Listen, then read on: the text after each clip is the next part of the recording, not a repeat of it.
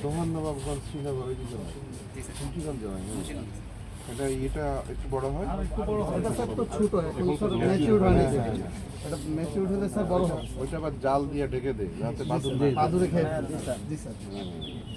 খুব শখ করে দিয়ে গেছে স্যার, যদিও ফল মেলা তারপরও স্যার। হ্যাঁ, এইটা হচ্ছে কলম্বো লেবু, সরি জামাই লেবু, এটা হচ্ছে কলম্বো লেবু। আপনি বললেন না স্যার খোসা, এটার খোসা অনেক মোটা। Thank you.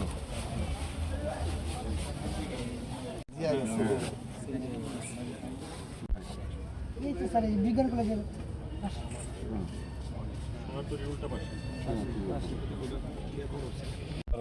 আপনার মাধ্যমে স্যার কয়েকজনকে আমরা 60 জনকে দিব, আজকে 60 জনকে দিব।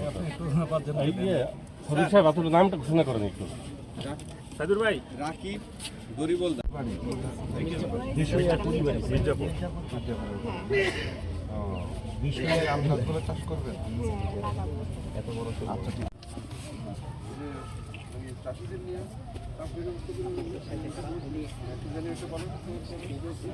এখানে আমাদের সরকারি অফিস আদালতে প্রতি জায়গা আছে। আমরা চাচ্ছি যে আমরা সহযোগে বৃক্ষের চারা রোপণ করব এবং আমাদের যে সরকার মাননীয় প্রধানমন্ত্রীর যে উদ্যোগ, এটাতে আমরা কিন্তু আজকের আয়োজনটির শুভ উদ্বোধন এবং পাশাপাশি আজকের সমাপ্তি ঘোষণার জন্য আমাদের সম্মানিত জেলা প্রশাসক ও বিজ্ঞ জেলা ম্যাজিস্ট্রেট জনাব নুরুল করিম ভূঁইয়া যে বর্তমান প্রধানমন্ত্রী ওনার উদ্যোগে আগামী 5 বছরে 25 কোটি বৃক্ষরোপণের উদ্বোধন হয়েছে। আমরা গাজীপুর জেলাও কিন্তু এই বছরে 5 কোটি যে সরকারের টার্গেট, এটা আমরা বেগুন গাছ লাগাইতাম যখন ছোট ছিলাম। ধনিয়া পাতার জন্য ধনিয়া ছিটাইতাম, ডাল খেতে গিয়ে ডাল পড়ে খেতাম, টমেটো খেতে গিয়ে টমেটো ভিতরে লবণ দিয়ে। ছাগল জড়া ধরে কাটতেছে, একটা গাছ কাটবে, অনেক বছর ধরে এই গাছটাকে সে যত্ন করছে, সে গাছটা কোনোভাবে কাটতে দেবে না, কিন্তু তার প্রয়োজন টাকা লাগবে।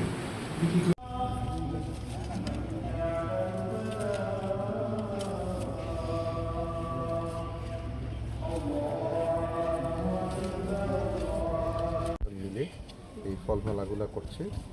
ফল মেলার উদ্দেশ্য হচ্ছে মানুষকে এই ফল, যে যে যে গাছগুলো আমি আগেই বলেছি, যে ফলগুলা আমাদের এখান থেকে বিলুপ্ত হয়ে যাচ্ছে, সেগুলোর উপর আমাদের গুরুত্ব বেশি। এগুলো আমাদের নিজস্ব ফল, গ্রামীণ জনপদের এবং বাংলাদেশের একেবারেই ফল কালচার যেটা, সেই কালচারেরই অংশ। আমরা এই কালচারটাকে সারা জীবনের জন্য ধরে রাখতে চাই, আজীবন যাতে এই ফলগুলো আমাদের ফল হয়ে থাকে, সেজন্যই আমরা